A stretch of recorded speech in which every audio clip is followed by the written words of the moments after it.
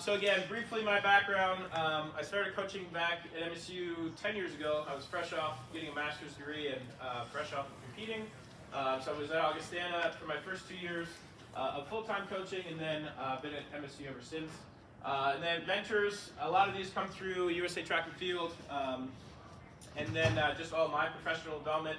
The ones that are bolder, the ones that I definitely still bounce ideas off kind of, every week I'm calling somebody, I feel like. But certification-wise, though, I love professional development, so I love kind of giving back to that now too, still taking plenty of courses myself.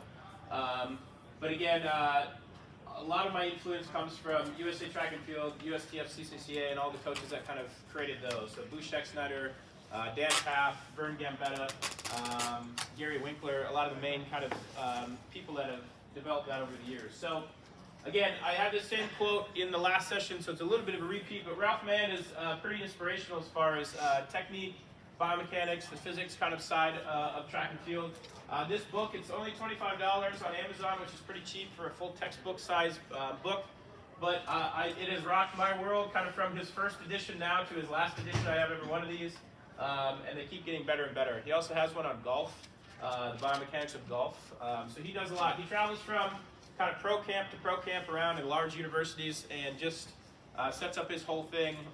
He basically creates a model based off your leg length and body length and all that, and then he tries to mock up the model for you in practice. So he's got a lot of great stuff. But, sorry, I won't skip the quote. But again, when sprint hurdle coaches begin working with performance-driven athletes, the successful coaches, whether cognizant or not, develop a philosophy based on the only things that matter when the gun is fired. So again, we look at the event, what it takes to be successful in that event, and no matter if you're a developmental or elite athlete, are we addressing those aspects of what it takes to be successful in the event? And so that's kind of what this presentation directly goes into. So our path, we'll talk about kind of the ingredients, so what it takes, or what those things are, the parameters of training, whether it be acceleration, max velocity, speed endurance, so on and so forth. We'll go over the principles and theory, so progressions, overload, specificity, and then we'll pull it all together, kind of in compatible training and how we organize a training plan. So my next two, or my last two here, are the what and the why, and then the how. So it's kind of part one, part two. But you can go to each one independently and still pick up some things. But this is kind of a 2-hour spiel on this. But this could be a whole week as well. You can do many sessions. So either way, I think verbiage is really important, and verbiage across any spectrum of training. So whatever you're trying to train, what's the verbiage that we're using, and how are we applying that? So just some things that we'll touch on: volume, intensity, and density. So volume would be the total amount of training, whether it be per session, per month, per year, however you want to track it. So we'll talk about progressive loading of volume, progressive unloading, and just based off where we're at in the season. Intensity would be the measured difficulty of an activity or training, so the percentage based off some type of data that you're using, whether it's a PR performance or their best time, or you're using some sort of testing data that you have, whether it be a 30 fly or a 30 from 3-point or something like that, that you're getting data off of. And then the density is how often you're putting that into a training plan. So is it daily, is it every 2 days or every 3 days within your plan? So these would be kind of some main terms that we'll talk about. But again, verbiage I feel like is very important. If I call somebody and we start talking about it, if you say speed endurance, what are you talking about? What intensity is, what rest ratios, all that kind of stuff that we'll jump into. So this whole presentation is based off of Gary Winkler's chart of famed, mostly Illinois in his career, coach, but one of the godfathers of USA Track and Field coaches education. He doesn't have a ton of materials out there. He has a lot of presentations, and he was kind of the driving factor behind level 3, so you can see some of those level 3 coaching packets and whatnot. But again, this chart is, I saw this, I guess, my first year of coaching. I laminated it back when laminating was still a thing. I feel like it's still in my office today. I used to reference it all the time. Now I kind of have it all memorized, or at least understood about how it all works. But we're going to break down each one of these in this first session. And we're going to know that basically as we train these, we kind of work from the outsides and we progress in. So these training plans or these training themes work from the outside and work in. This is the speed side, this is the aerobic side, and it meets in the middle at anaerobic glycolytic work, so lactate work. So as we work through all of these, we'll explain them, we'll talk about rest ratios, and and all of that. I just put this up here to show you the full chart. But again, this has the length of run for each rep, what component we're training, what energy system we're training, the percentage of predicted performance to be able to hit that theme, what our rest ratios are, what our daily volume is. So as a new coach, this was like the roadmap, right? It gave me exactly what I needed to do to touch whatever theme I was doing. Now there's some artistry behind it, some understanding you need to have, but if you want to do absolute speed, you would follow these parameters and you're probably on the right path. But we'll spend some time breaking down each one. So the top part of the chart, starting absolute speed, there should be one category above, but they kind of put it in absolute speed, but that would be acceleration. So again, you'll get the slides back. We'll talk through some of the stuff on the slides too, but we won't belabor every point on here. But again, what acceleration is, it's max intensity movement. We're overcoming initial resting inertia that's being put on us. Generally, it's going to be 0 to 30 or 0 to 40 meters. So again, a standing start, a three-point start, a block start, whatever it is, out to 30 or 40 meters. This will be dependent on age, strength levels, max velocity levels, like how fast we are. We'll have a chart coming up that kind of shows that. High amplitudes of movement. So I always talk about covering as much ground as possible, as quickly as possible. So we're opening up the stride, but we're trying to turn that stride over as well. We have full recovery in the grand scheme of speed work. Between sets, that usually looks like 1 to 1.5 minutes per 10-meter segment. So if we're doing 20s, it's usually 2 minutes. If we're doing 30s, it's usually 3 minutes. Basically, we're letting our energy system that's supporting this, which will cover, recycle the energy. So we need more time to recycle the energy. So you'll see sprinters, there's a lot of standing around. High intensity sprint, stand around. High intensity sprint, stand around. So if you coach distance, you might think the sprinters are lazy, or they might think the sprinters are lazy, but there's a reason behind it all, right? So there's a lot of talking time in between. But when we do this, it starts from the get-go. General and specific preparation, which is the next hour. We'll talk about annual plans and macro cycles and all that. But again, from the get-go, we are working on acceleration training. It's always present in max velocity runs. So if we're going to do a 50 or a 60-meter sprint, we're still always accelerating. So we address acceleration early on, and then we're always touching on acceleration from there. Unless you're being pulled on a gator or something, you jump off and you're just right into max velocity, you're always accelerating through. So how we would do that, just generally some examples. We might do 8 times 20 meters with 2 to 3 minute rest, 10 times 30 meters, 2 times 20, 2 times 30, 2 times 40, whatever that is, with the appropriate amount of rest in between. We can incorporate sleds, hills, and other form of resistance. So if we're going to do 30s or 40s up a hill, we just have resisted accelerations. That helps us kind of build power over time. But again, sled work is most likely, more often than not, some sort of an acceleration work. So we won't go over this in full capacity, but this is a biomechanic report. These are public reports. They're on the World Athletics Research Center. So you just type in World Athletics Research Center, and this is from 2017 World Championships. It takes like 1.5 years for them to put all this data together, but then it's free for you to look at. So this is the 100-meter final, and these are the 10-meter splits. So every 10 meter, they time, and you can start to build velocity curves. The big thing you want to pull out from this is the distance before they reach the max velocity segment. So in elite athletes, most of the men are accelerating out to 40, 50, 60 meters, still getting faster until they reach their max velocity zones. Max velocity zones are usually 20 to 30 meters that you can hold your top end speed in. The women are pushing out 30, 40, 50 meters.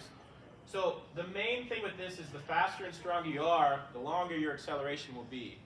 Developmental sprinters, brand new freshmen, 8th graders, 7th graders, whatever, they might reach max end at 20 meters, 30 meters, maybe for a little bit stronger, maybe 40. Women and men, or girls and boys, might obviously differ there as well. So we just got to know we can't put acceleration necessarily in a box, like we're doing 20s and everybody's doing acceleration work. At 20 meters we probably are, but at 40 and 50 meters, less fast, or more developmental sprinters might be reaching max velocity very early, so that kind of changes the theme of what we're working on. So our top end sprinters at MSU, if we do 40s and 50s, we're still really pressing and driving all the way through that. Whereas if we're doing max velocity runs, it might be a 60 where, okay, we're gonna press through 20 meters, 30 meters, and then we're coming up tall, and that's the focus of that at that point. So again, we're just working on understanding where the different zones are, and this helps us kind of understand that everybody's a little bit different. But as long as we're still in the same general concepts and themes, intensity-wise, then we're good to go. Again, a lot of stuff on, a little bit of a small screen. When you look back at the slides, you'll be able to see this a little bit better. But again, this is now absolute speed, or what I would term max velocity. So what it is, it's high intensity movements again. Generally, we're going to be 30 to 80. They say 20 to 80, same general thing. They just don't include acceleration as a separate deal. But again, 30 to 80 meters, depending on age, strength levels, quality acceleration, of course. So again, if we're doing 70s or 80s, repeat sprints, accels with a lot of recovery in between, that might be max velocity for some. That might be a speed endurance work for others. So again, the length of the run will also depend. Usually 40s, 50s, 60s are addressing max velocity work for a mass population, for a big group. Again, I have 53 sprinters and hurdlers in my group, so I understand what it is to have big groups. I do that by design. I like to have depth. I split it into 3 different practices so they get a little bit smaller, but we have a lot of different people that we're addressing and looking at with this. So you kind of, again, if you're going to do 50s or 60-meter sprints, that's going to address max velocity for your entire group. Then you kind of split it into more developmental versus not in that group. When progressively built through the entire training year, we're always going to want to be addressing max velocity in our sprinters. We'll talk about progressing through. We put an acceleration emphasis early on, so we'll always start with acceleration work, push into more max velocity work because we're always accelerating in max velocity work. We talk about driving, pushing, projecting, and we want big ranges of motion. And you'll see some of those coming up, these big long lines in acceleration. We're not just trying to be short and quick. We want to be big and forceful and expressing power through acceleration as we work into max velocity. Why do we want to be big? We have to be at high intensities to train the neuromuscular system, which is our brain basically sending messages, quick messages back and forth. So again, how we would do that, maybe 5 times 30-meter fly runs. There's a little bit of, some people call them fly runs. So if a 30-meter fly, you have a 30-meter build-in to a 30-meter fly, I just call those 60s. So I just look at the whole distance. So fly portions is the max velocity portion, but you're accelerating into that. So 5 times 30 flies is actually 5 times 60 meters because you're accelerating into it. So some people say fly runs, some people just say the full distance. I just say the full distance. So I would say, 2 times 40, 2 times 50, 2 times 60. Somebody could say we're doing fly 10, fly 30, or fly 20, fly 30, but know that there's an acceleration phase into that. And you don't just not get tired throughout that portion. So you have to take the full distance. So I just do the full distance because that helps me just track volumes. But again, if you went straight through, it's 20 to 80. The component is anaerobic power, so there's really no oxygen present. It's anaerobically driven. We're working on power, expressing big amounts of strength with speed. We're working anaerobic alactic, so there's no lactic present. To not have lactic present, we have to have a lot of time in between each rep. So that's that 10 meters every minute. So you get a minute every 10 meters. Rest ratios, 3 to 5 minutes. 6 to 8 between sets. And then daily volumes. This is where this starts to become pretty important. The low end is 300 meters. It seems like a lot. 10 times 30 is 300 meters. You can do 10 times 30 in about 30 minutes, 40 minutes roughly. So if you have a nice warm-up, we do 10 times 30. Do some med balls or something at the end, or some hurdle mobility, whatever we want to end it with. I mean, that might fill an hour, hour and a half gap that you have. That's an acceleration day, what it would look like, and we'll have some examples of that coming up. So a visual representation of this is taking that 10-meter split chart and seeing these 10-meter splits as we work through. So this is the distance, so 0 to 100 meters. This is the speed in meters per second. All I want to take out of this is max velocity. We have a massive spike of speed. High intensity, big range of motion, we are sprinting. If we're doing 80% 200 work, that's not speed work. You won't see this huge spike of speed. Why do we need that big spike? Because we're training the neuromuscular system, which is only high intensity work, 95% plus big efforts. So there's the debate out there, is speed work only when you're at your full speed, or is it 100% intensity? I would say if the athlete is sprinting at 100%, we're going to be near our max velocity. There's some verbiage out there, some people that believe you have to be at max velocity, like from an actual numbers perspective, to only hit max velocity work. In the high school and college setting, at my level of college, if you're 100% intensity on that day, you can kind of tell if somebody's sloughing through. But again, if we have a speed day and you can tell your sprinter's only running at 80%, we're not really doing speed that day. So intensities are going to be the most important part of this. All right, so we started at the top of that chart. We're working through the speed world. We go acceleration to max velocity to speed endurance. So we're kind of working through that. There's a couple subsets of speed endurance, but the general concept is still there. It's high intensities, so 90 to 100%. Depending on the distances, volumes will, rest ratios will still be high. Volumes don't change a ton. The length of the run is the only thing that really changes. So for them, speed endurance, true speed endurance, they have anywhere from 0 to 150 meters. A pretty wide range, right? But we know that 0 to 60 to 70 to 80 meters is working max velocity. Anything past that is where we're now getting into speed endurance.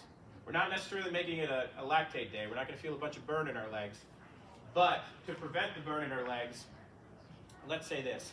We have 3x150. Be a pretty standard speed endurance type workout. If we have 10 minutes in between each one and we're at max velocity, we're at 100% effort, that's a speed endurance day. If I take that same workout and do 1 minute in between and put it at 80%, that's no longer a speed workout. So it's reinforcing the fact that I can take 150s and do any training effect that I want with it. It's just an intensity and a rest ratio issue. That's why this chart is so foundationally awesome when I first got it, because it tells me if I'm only going to take 1 or 2 minutes in between a 150, I'm no longer doing speed work at all, because I'm getting the byproduct of the endurance that is not, it's no longer working in their muscular system. We're just trying to hold on. Have you ever done 3x150 with like 2 minutes? The quality of it's going to drop off very, very fast if you're trying to do it. You might run it in, let's say 17 and a half. Next one might be like 18, 18 and a half. The third one's going to be terrible. It's going to be 22, 23, 24. It's going to fall off hard. That's not a speed endurance workout. We'll get into special endurance. That would be a special endurance workout, but we'll get into that. So if you look at this, this is still anaerobic, anaerobic, anaerobic. Alactate. Now we introduce a little bit of glycolytic in certain ones. So there is a way that we can do short speed endurance. So this all stays the same up here. But when we get into this, when we would do this, speed endurance locks in speed qualities. A big part of speed endurance is speed. So we don't just jump into speed endurance. We're not enduring something we haven't created yet. So within the first couple weeks of practice, are we going to program all out 150s? Probably not, because we haven't done any acceleration or max velocity work yet. And what actually mimics speed endurance really well? A race, right?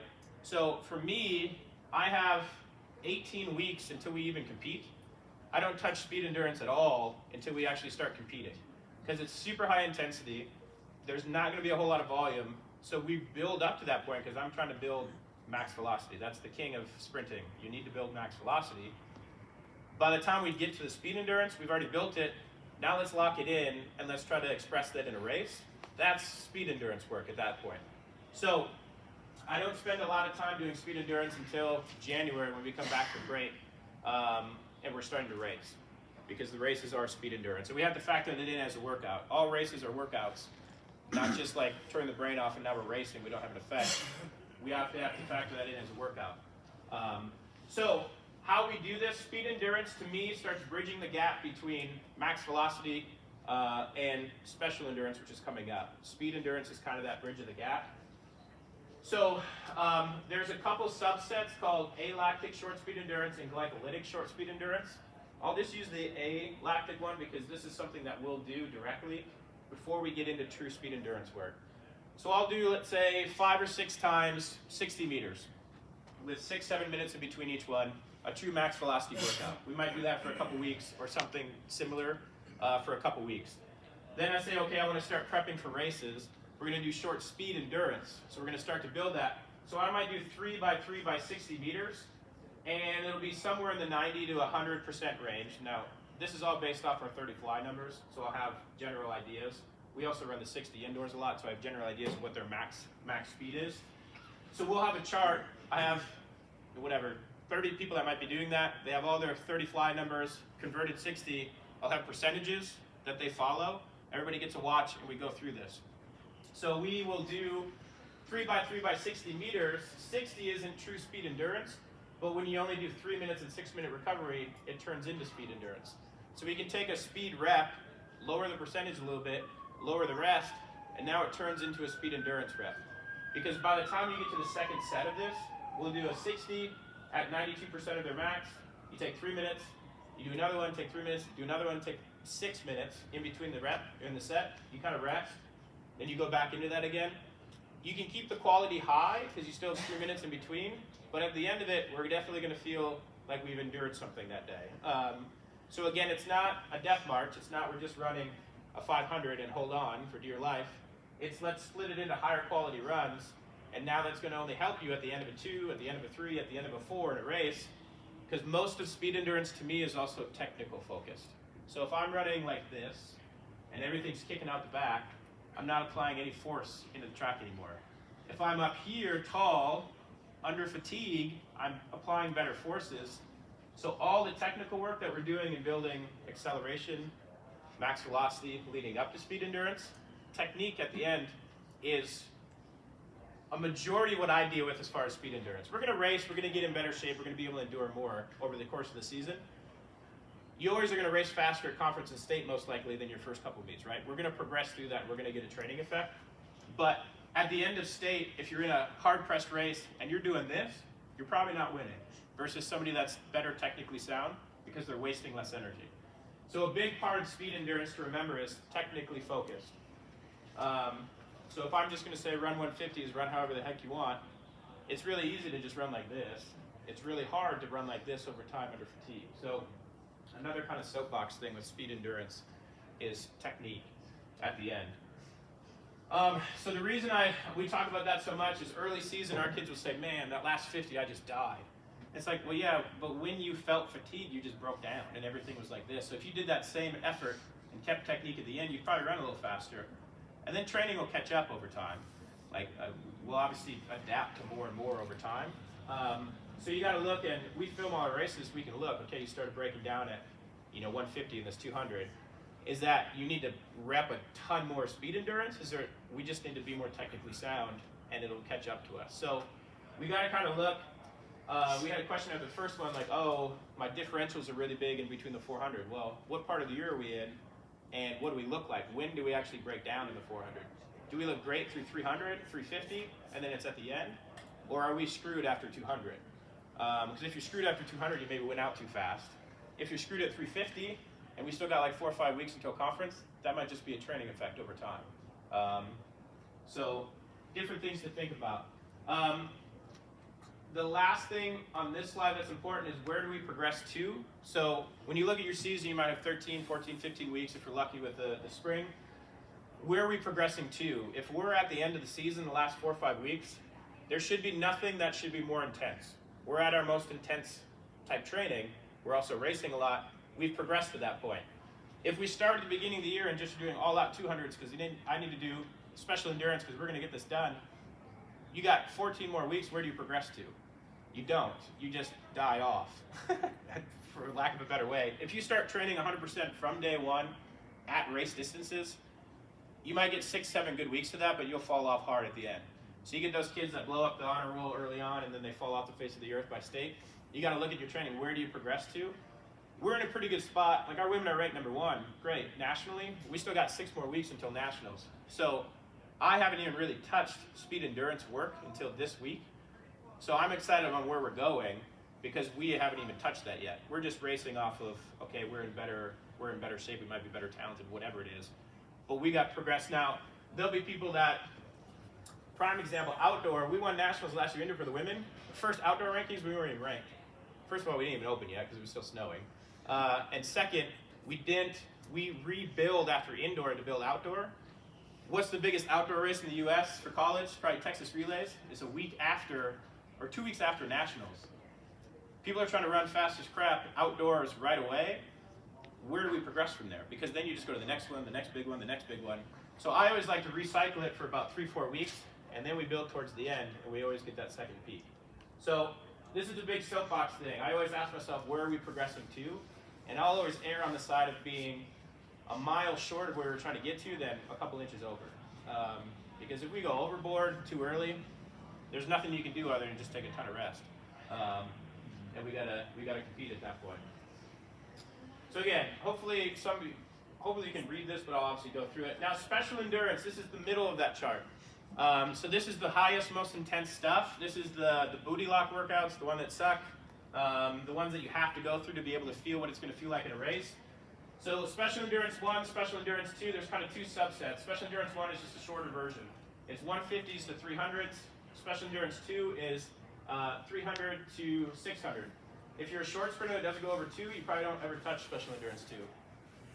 If you're a 400 runner, you're going to have to live somewhere in special endurance 2. So what does this work? The anaerobic glycolytic system. Special endurance 1, special endurance 2 is lactic acid tolerance. Now, it would be the hydrogen ions with lactic acid, so the byproduct that's bad. But this is like loading them up, feeling that crappy feeling. Then we're going to give you a little rest, and we're going to do it again. And we got to be able to buffer the lactate out.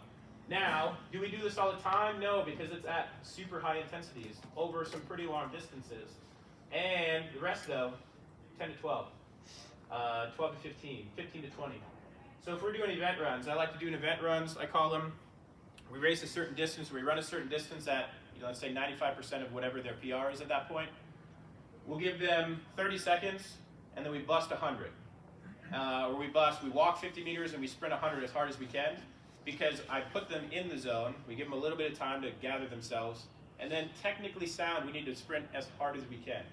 Earlier in the competition season when we do this, the runs are kind of just like labored and like you can tell, it's like not quite there, but I want technique there, right? And the end of the year, as we get closer to conference and nationals, now we're flying in those because we've been able to handle and buffer that lactate a little bit better.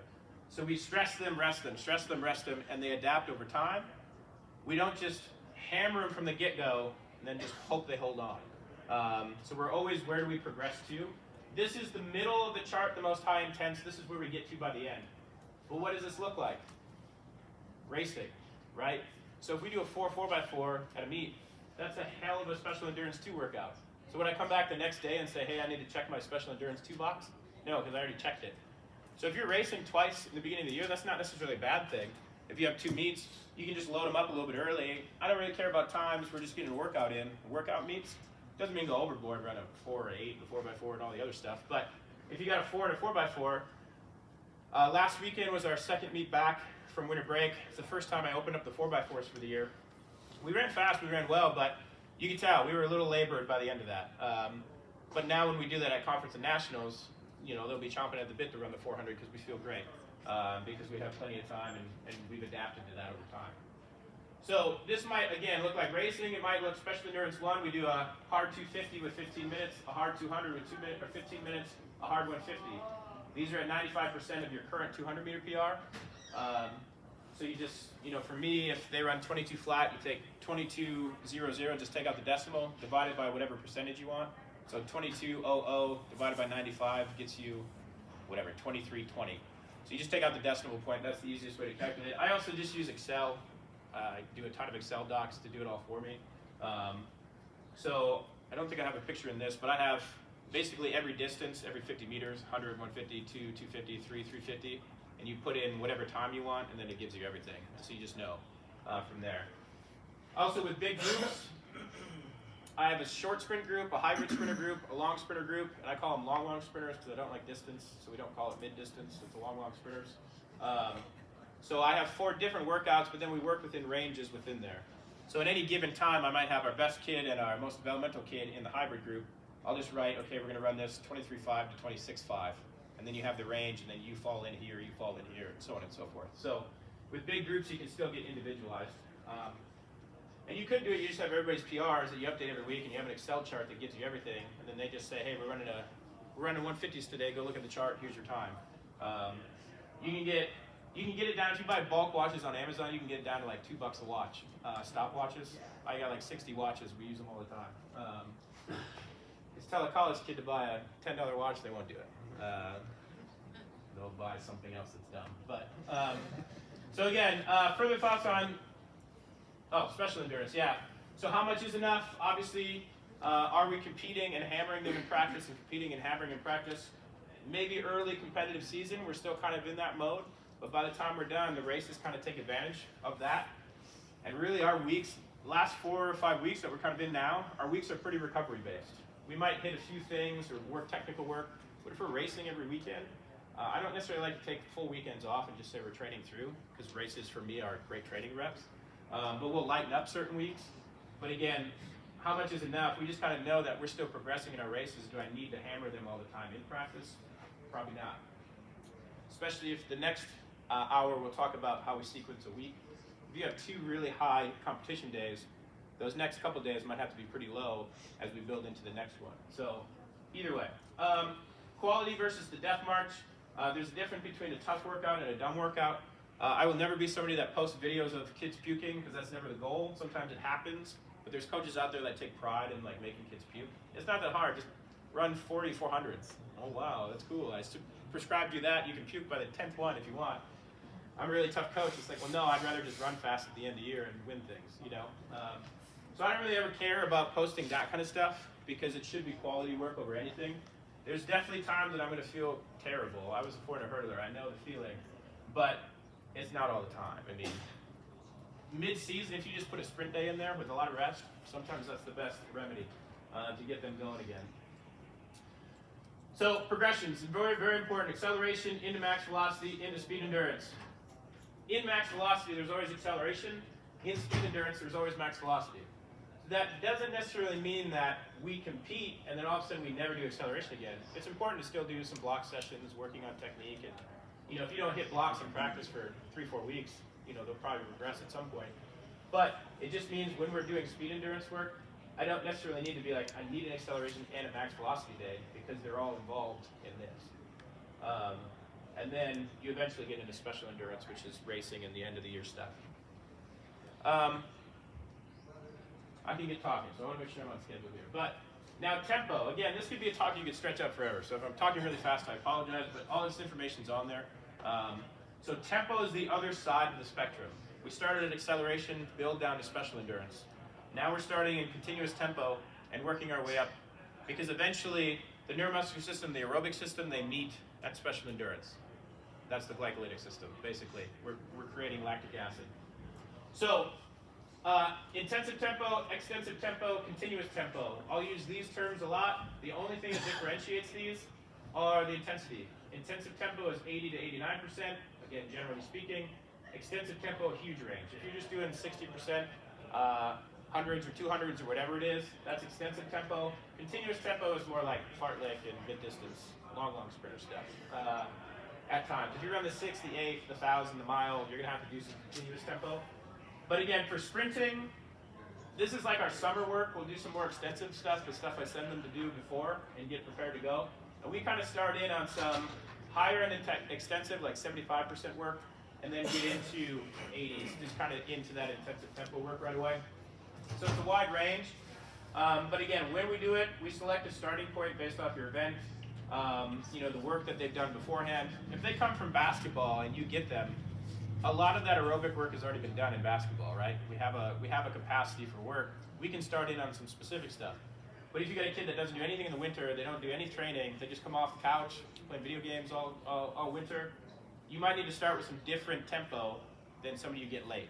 Now again, gymnastics, if you get them, you might need some tempo stuff, because they just jump around and do plyos basically all the time, and they do some short sprinting. But it just kind of depends on what you're getting it from. So you got to select a starting spot.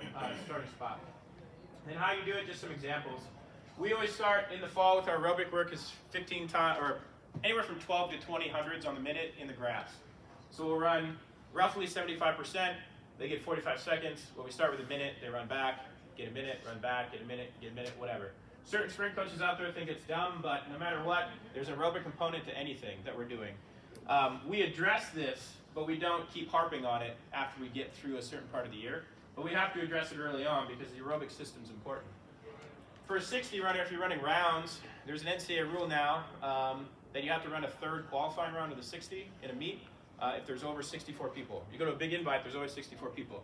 So to run 3 60s, you need to recover in between them. Yes, it's neuromuscular work, but the aerobic system helps the recovery process, just being able to handle more rounds over and over again. So a state meet, it was Wisconsin. During the COVID times, they had a one-day state meet, but they ran prelims and finals all on the same day for all the sprints. It was insane. So they ran the prelims in the morning, then they ran the finals in the later afternoon.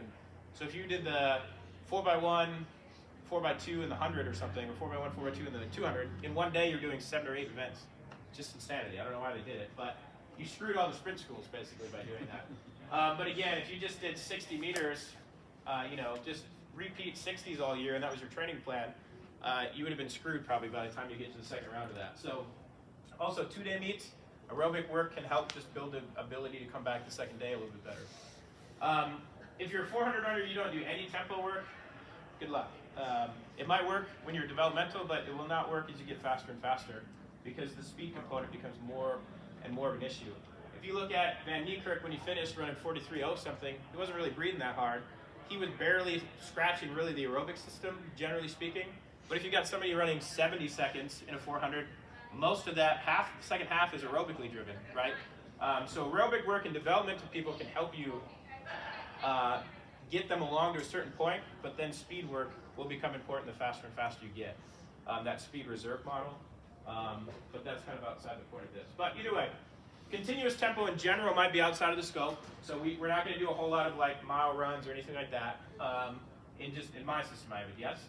Long sprinters, we do a continuous 200 style kind of fartlek back and forth for recovery days. We kind of run like the men, for example, to run like a 38-second 200 followed by a 50-second 200, back to 38, back to 50. It only takes like 10 minutes, but we knock out some decent aerobic work. That's like a recovery day for us. So after we would come off. So we will do some continuous tempo late season for just recovery. Because I found in my longer season, if I build them all the way through, and now all we're doing is max velocity special endurance work, and we don't come back to address aerobic work, we start to peter out a little bit at the end of the year. So I've brought back in some of the aerobic supporting work, but it's never the main focus. It's always recovery. So now this can assist in building mental toughness, and the only reason I put that in there, it's not a punishment, but you put them into feelings they're going to feel in a race. So some of that tempo work can help us feel a little bit better when we start to load up with lactate. So again, if you're running, some 80, let's say 85, 88% 200s, and you're running, a decent amount of them, and you're going to be pretty tired at the end, you're starting to feel what it might feel like in a race. Are we going to do that every day? No, we're not running them into the ground, but if we only do short sprinting stuff and then you go run a 400, I mean, that's a different world. You've never felt that before. So I always feel like we need to expose them to what they're going to feel in a race. And sometimes that's just early season racing, You'll see some different things early season or time trials versus the end, but just some different things to think about.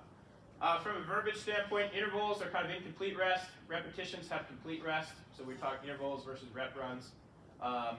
And then probably the biggest thing to think about when tempo work, somebody explained this to me one way early on when I was learning all this stuff. Capacity work is basically trying to build a bigger bucket, and then the power and lactate tolerance work is trying to throw in as much lactate into that bucket before it overflows. So you want a bigger bucket through capacity. So doing capacity work on that chart, anything that says capacity, it's usually early on. So like extensive and intensive tempo work leads into speed endurance and special endurance work. That builds a bigger bucket. So when you do special endurance, you can dump a lot more lactate before it overflows. Overflowing is you just shutting down. So think about building a bigger bucket for all your kids so you can dump more lactate into it and they can handle it better. That stuck with me at least. It might just be totally off. But so progression of tempo training. This is starred because sometimes you don't even do continuous tempo most of the time. Extensive would be maybe a couple weeks or the first week you get there. Let's just see how everybody looks. Get into some more intensive interval, incomplete rest type stuff. And then the special endurance is reps, complete rest, higher intensities. So we build basically from the two spectrums. Continuous tempo, acceleration, you build towards the middle. Those are your progressions. And you can do that over a whole season. You can think of that from season to season if you're going to have, like a freshman leading in to sophomore year, junior year, whatever. Your training should become more intense over time. And the better and better they get, the less early season long tempos and stuff that they need. So the better and better they get. So some secondary training themes, sprint drills. I'm doing a webinar on this in a couple weeks. Just like 50 videos of sprint drills. They are basically various modifications for boost exercise or running, walking, skipping, mechanics, designed to serve dynamic flexibility, specific technical teaching. Sprint drills are my warm-ups. I lead every warm-up on a speed day. We go through everything. We stop, start, teach, break it down. We'll do film sessions where we talk about what positions biomechanically we're trying to get into, all that. This is where I do all my teaching. So we teach all that stuff. Now they take that into their actual reps. And now I can reference back everything we talked about. Do I want to be more front side? How do I get to front side positions? How do I run taller with more engaged hips? That's all sprint drills. So we'll do this year round, mostly involved on neuromuscular or sprint days. We'll do sprint drills leading into sprint days.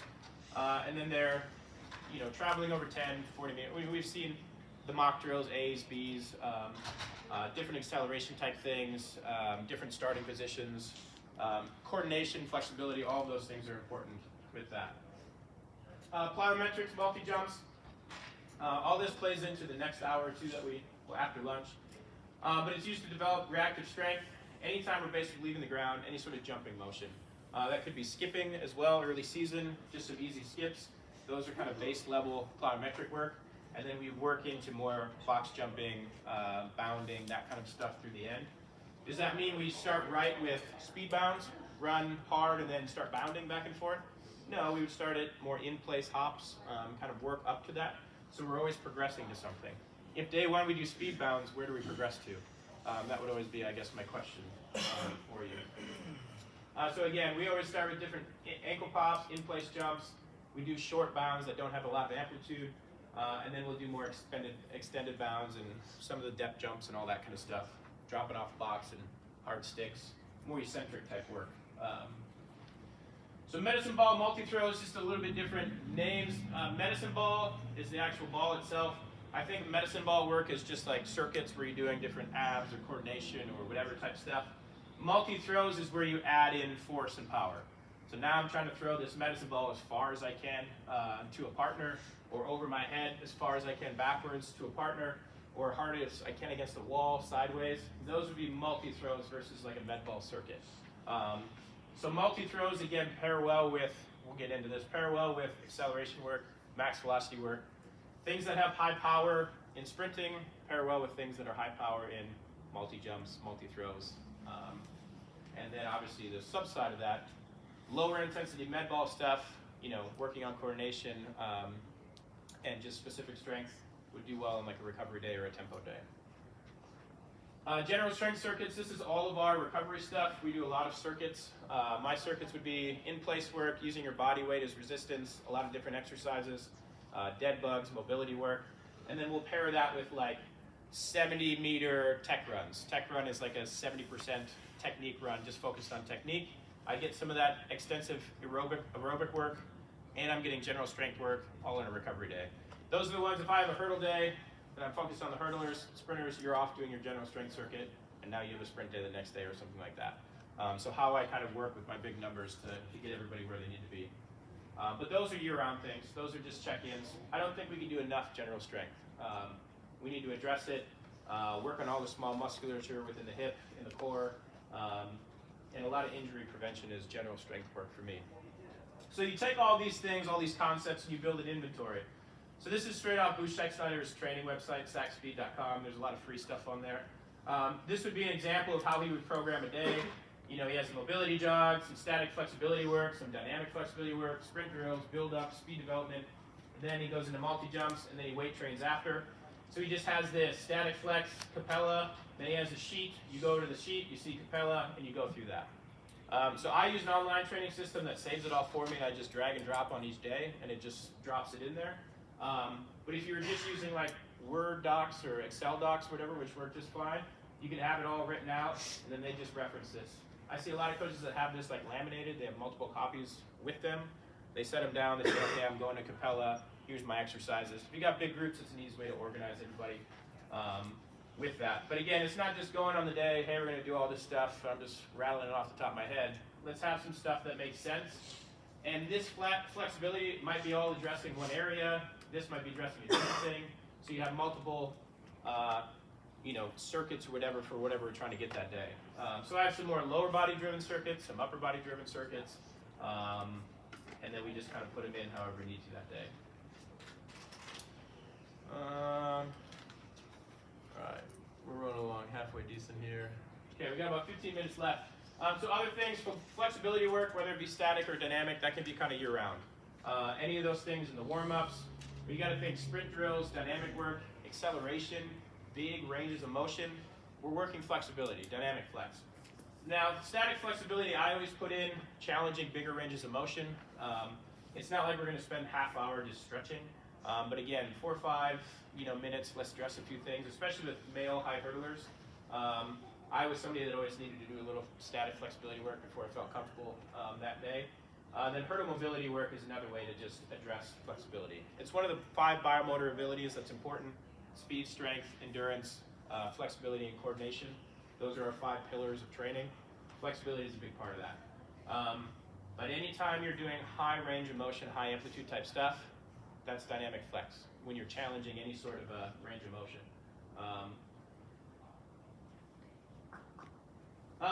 So again, I'll skip through that because we're going to get into the 5 biomotor abilities. So basically, when we look at it, I hear it all the time, like, are you short to long? Are you long to short? Are you a feed the cats guy? Are you this guy? Are you whatever?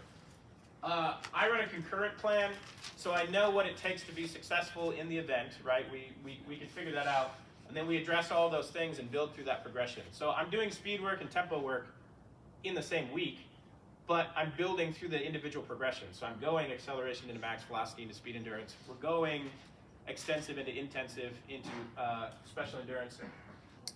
But we're building them and putting them in so they make sense sequencing-wise. So we're not just going to do 5 speed days in a row and expect us to get some great results afterwards. You'll get some diminishing returns.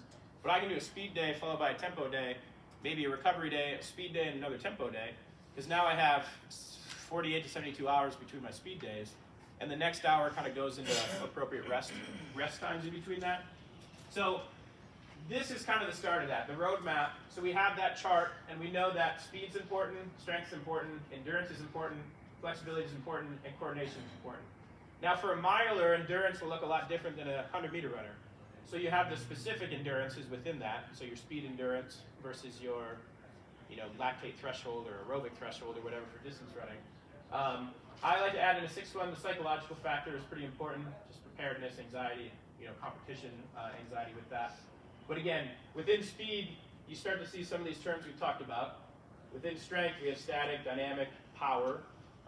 In endurance, there's aerobic endurance, anaerobic endurance, speed endurance. So again, there's subsets of each one. And their multilateral training is, again, we're addressing each one of them in some capacity. So for a sprinter, speed is pretty important, always. Strength is pretty important. Speed is a subset of strength. Endurance will be important depending on the year, or depending on what time of the year. Flexibility, sure, that's always important. Coordination is going to be important. But this kind of takes the forefront, no matter what, on a speed day. So it's like 5 dimmer switches, I guess. That's the easiest way to think of it in my mind. Some of them are higher because that's the focus of that day. The other ones are still on, but they're a little bit lower importance. So when we're doing max velocity work, these are all present.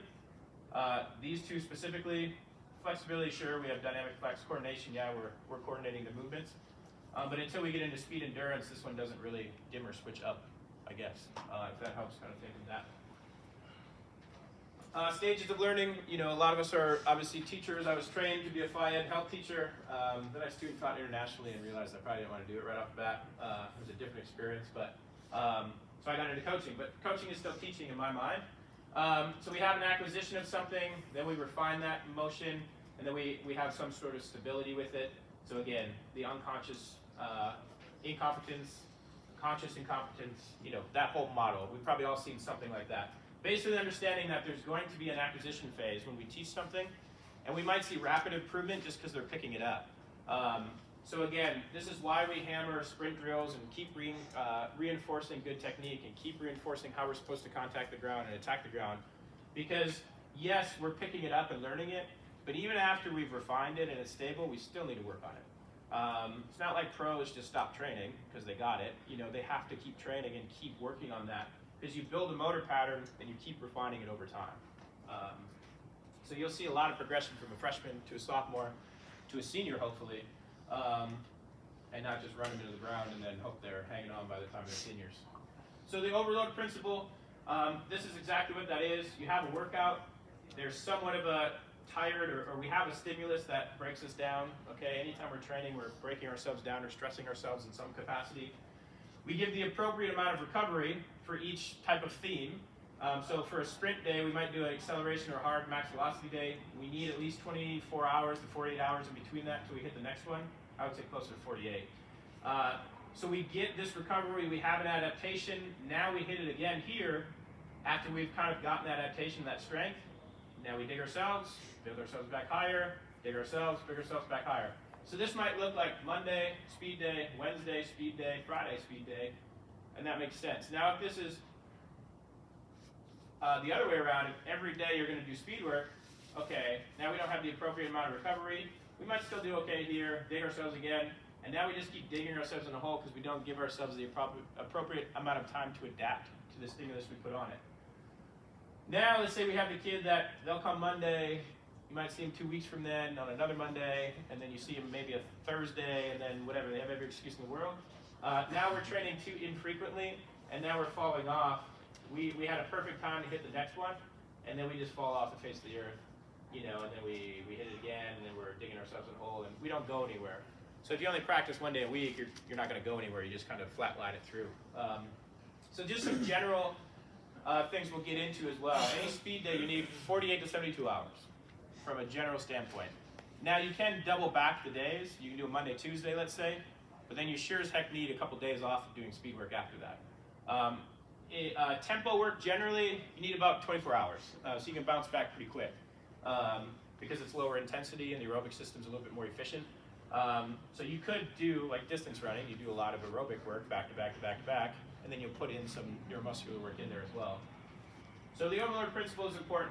We're trying to stress ourselves, recover, adapt to that stress, and recover. Now if we just did, let's say if we just did acceleration work only and never got to max velocity, after about 5, 6, 7 weeks, you'd probably start to fall off because we've already adapted to it, we're not stressing it anymore. So that's the whole progression idea. Where do we progress to? We have to progress somewhere because we stress them, we overcome that over a month period. Now we stress them some more, we overcome that, now we stress them some more.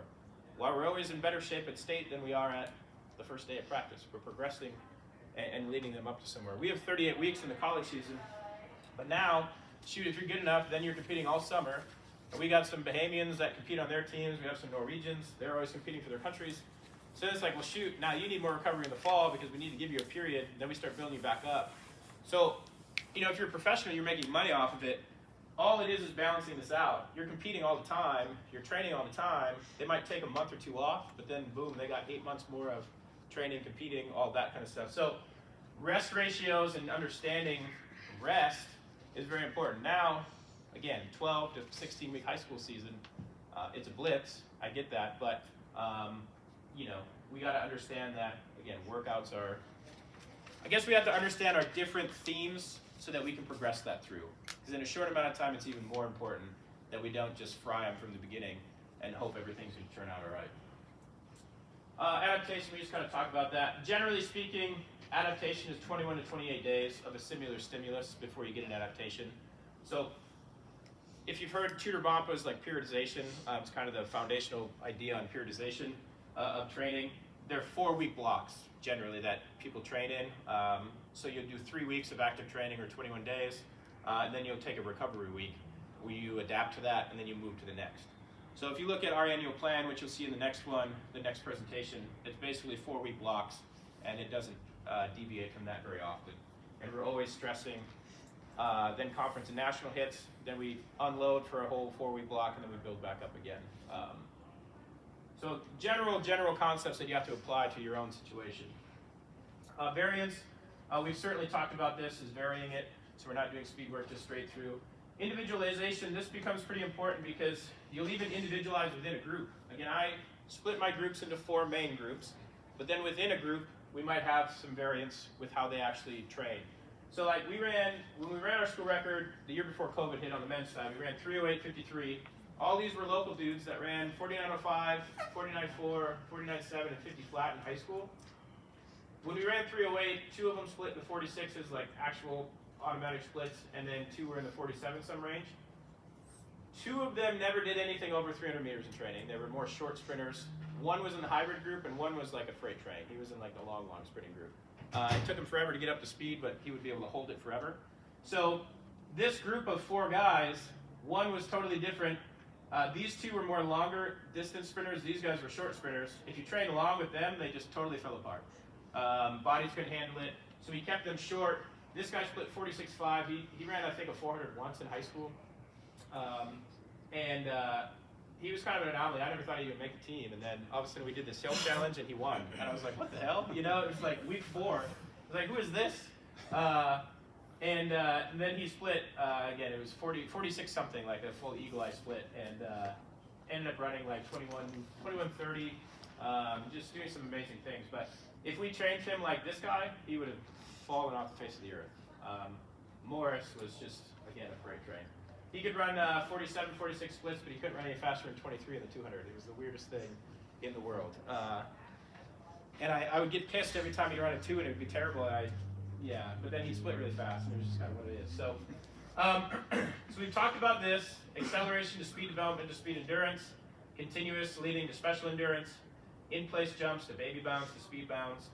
If you would generally follow this model, you would have progression through a year and you would see gains. But again, if you start on this spectrum right away from the get-go, you'll just have nowhere to progress to. So again, we're always working general to specific, simple to complex, and more capacity, building the bigger bucket to power, expressing that. So capacity, think of it, the bucket idea, but also being able to do something quite a few times, right, over and over again. But then power is doing that thing one time very, very fast. So we're building 400 capacity, and then we blast to 400. That's power, anaerobic power. So now, why it's important to do research? These are 3 different. This is Tudor Bompa. This is the Jim Heiserman book, and this is the IAAF, or the World Athletics. If you look at the 400, IAAF says it's 12% ATP-CP, so A-lactate system. Then it says 30% anaerobic, 43%, and then 45% aerobic. This is how you would, the energy system distribution in 400. You go to somebody else, 12, 50, and 38, and then they got 22, 55, 23. Like, which one do you actually believe in? You know? But this is where you start to figure out what your philosophy is. I would say, in my opinion, it's more closer to this in the 400. The aerobic component is going to be very important. This next slide. The aerobic system takes some time to ramp up, but from a physiological standpoint, you get the most energy. The Krebs cycle, you get the most bang for your buck, the most ATPs per cycle. The faster you get, the less the aerobic is going to matter, sure. But I would say on average, my women are anywhere from 55 to 62 in that 400. The 58, 59, 60, 61, 62 people, they're going to spend a little bit more time aerobically driven. So again, the faster and faster you get in the 400, let's say, the less an aerobic focus you're going to get. But you can't say you're going to train at full speed and your guys run at 53. That doesn't make any sense. Like, I'm just only a speed guy. Well, if you ran some aerobic work, you did some sort of aerobic work to build that, you could probably run faster just based off being a better overall athlete or having a better aerobic capacity. Now, if you run 43, there's probably not a whole lot of aerobic work that's going to help you pass that. That's way more of a speed thing. You need to just build a bigger speed capacity. I'll use myself an example. I used it, I could run 49 very often. We did a very Clyde Hart-based system. We'd run 25 200s all the time. Just kind of a crazy volume type thing when I look at it. Stronger than hell, right? I could run anything I felt like I needed to, like 4, 6, 800s I ran every once in a while. I was a multi-event athlete, so I could run the 15, run the heck out of a 1500. But if you ever needed a 48 split, there's no way in hell, because I could only run 11.3 in the 100. And you need to fly 11 flat in 100 to run 48.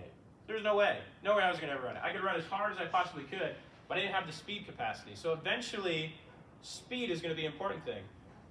Now, Denisha, she just ran 8:07 in the hurdles, which is the 5th fastest of all collegiates. She ran 7:29 in the 60, which is flying. She runs 11:20, 23 and some change indoors. We haven't trained anything over 250, and she'll split 54 easily on the relay because she's so damn fast. She just ran 2380 in Iowa. If I need her to go through in 26.2, let's say, in the first 200 or 400, that's a jog in the park. And now you got all this energy for the second part. So speed eventually will become a thing, but you can't take a group of freshmen and say, I'm only going to train speed and we're doing the 400. Sorry, that's a soapbox. I get sick of we're only a sprint school. It's like, well, shoot, you're going to build some 400 kids eventually at some point. You can be a 100-meter school and only sprint, that's fine. But if you want to run a fast 4x4, there ain't no way you're going to do it unless you do some tempo work. Compatibility training, we'll get into this a little bit more. Again, we kind of touched on this. If you do a speed day, you pair that with something that's powerful, like a med ball or a multi-throw or a multi-jump. We don't do a bunch of tempo work and then just try to do some plyos and stuff after. Those things don't really coincide. So you got to think of some more stuff. Think more so intensity. If I'm at 90 to 100% doing my sprint reps or something, I'm going to pair it with something that is 90 to 100% with a different training modality. Lifting on a speed day makes more sense. Now you can do circuit lifting, lower intensity body weight type stuff, or band work or cable machine work with tempo. That's fine. Those things coincide. But you wouldn't be doing a tempo day and putting your body weight on a lat pull down and trying to do that. I mean, that wouldn't make any sense. So again, I touched on a lot of this stuff beforehand, but this is kind of when one intensity, or like we're doing neuromuscular on one day, we do tempo the next day. The neuromuscular system is not really being fatigued day 2 because we're not at the intensity that we need to be to fatigue it. So that's why you can come back off a speed day, do a tempo day, or vice versa. So you just think of that while one system is on, kind of think of dimmer switches with neuromuscular, the tempo or aerobic system. One's up, one's down, the other one goes up, the other one's down, this one's resting while this one's being worked, So it doesn't mean you just do one thing, rest 2 days, do the other thing, rest 2 days. But there are some programs out there that it's like sprint 1 day, go home for 2 days, sprint 1 day, go home for 2 days. Again, where do we go to from there?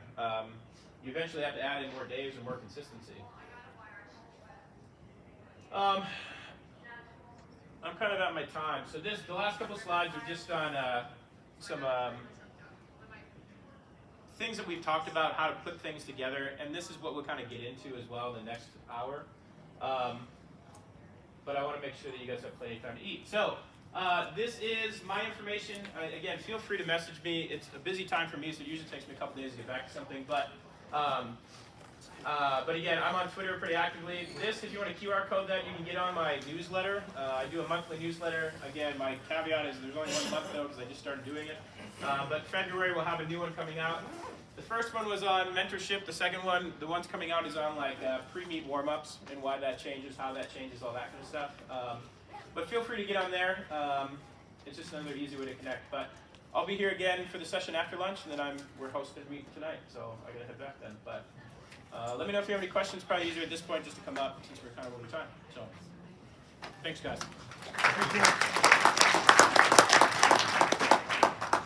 So the last of Chris's sessions will be at 1 o'clock back here. How we doing? Yeah.